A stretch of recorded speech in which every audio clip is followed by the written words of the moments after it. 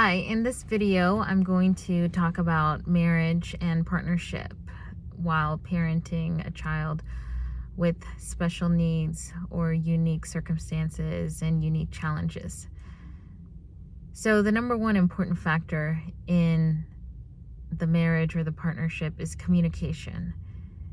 And this means being on the same page when it comes to thoughts, feelings, dreams, wishes, values. The second most important thing is actually identifying and discussing the core values. What are the core values of the family, of the marriage, of the partnership, and maintaining those core values at the front of the mind with every decision that's made as a family, with every goal that's established. And then the third most critical and important factor is having key words or phrases that each partner individual can use in the marriage to communicate when one does not have the full bandwidth to have a certain conversation. Perhaps you're exhausted, you're tired, you were up all night. Perhaps you've got other priorities that are, at the front of your mind. So some key phrases are, my window is closed. And so when you say something like, my window is closed, that means that you don't have the bandwidth, you don't have the mental capacity or the space right now to have an engaging conversation where you could be mentally, cognitively present with your partner, with your husband, with your wife. And so because you know that you're not able to engage and bring your full cognitive space to the conversation, you simply say, my window is closed. Now, what's important when you say my window is closed is that you follow up. And you perhaps can say in the moment, give me an hour, or let's table this until tomorrow morning, or let's talk about this later tonight. It's important to follow up with the next time slot that you think you might have the bandwidth to have this important conversation. You don't want to just leave things hanging without a scheduled, time or area in the day when things could be revisited.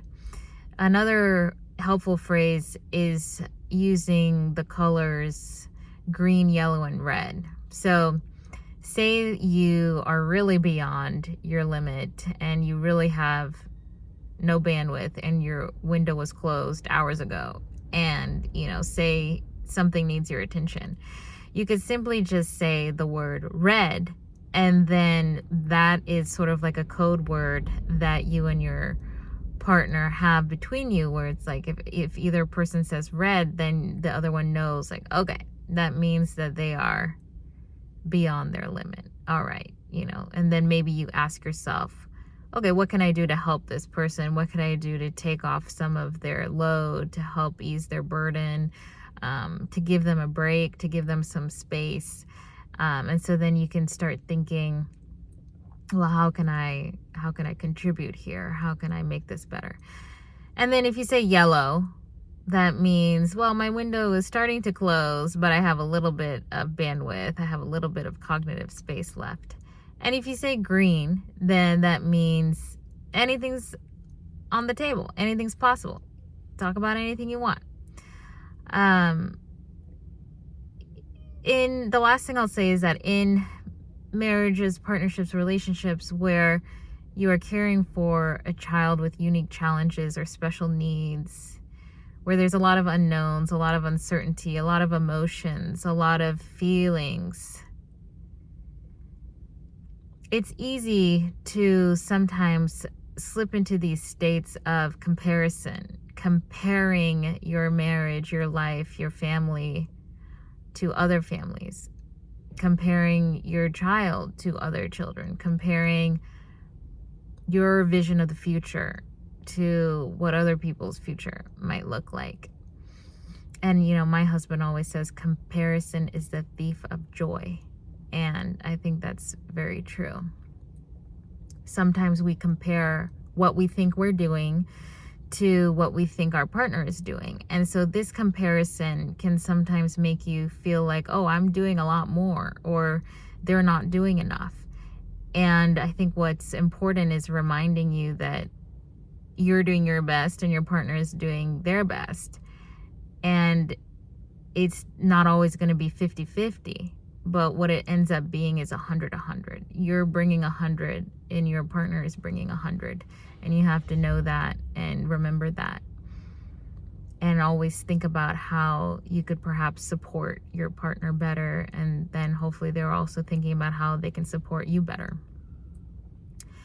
And the final thing I'll say is it's helpful to find external support, whether that's in the form of friends, family, a marriage counselor, or a therapist of some sort, just to help sort out through the complexities that can arise with parenting a child with special needs.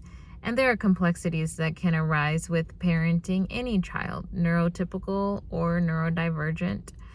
And so having a third party sometimes as a mirror, as a mitigator, as someone with experience, wisdom, and insight who could help contribute and add and teach you tools that can help facilitate effective communication and optimize communication. These sort of things are very helpful to have that type of support. Okay, thank you.